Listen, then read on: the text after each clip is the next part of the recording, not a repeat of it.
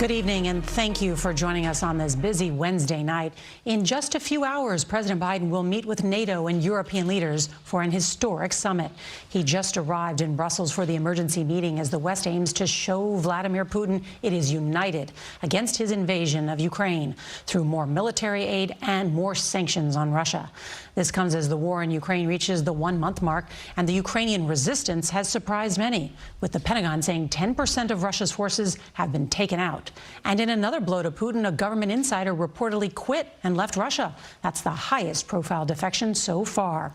Well, today, the U.S. took a significant step, formally accusing Russian troops of committing war crimes, bombing schools and hospitals and killing civilians.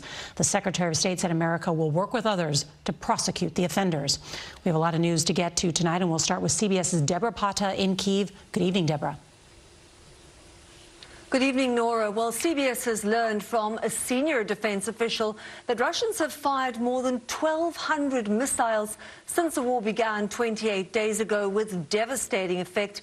And we should warn you that what you're about to see may be disturbing. From the sky, Mariupol looks like a ghost town, but trapped inside, at least 100,000 civilians without food or water as Russia intensifies its efforts to pound the city into submission. In Chernihiv, Russian bombs obliterated this bridge, cutting off the main escape route for civilians fleeing the horror. And in the country's second largest city of Kharkiv, the historical center came under attack. And yet, in the face of what the U.S. government now formally calls Russian war crimes, Ukrainians remain defiant. The biggest prize, Kyiv, is under daily attack. Today, another residential area was hit. It was many bombs. But Russia has suffered heavy losses. NATO estimates 7,000 to 15,000 of their men have been killed in action.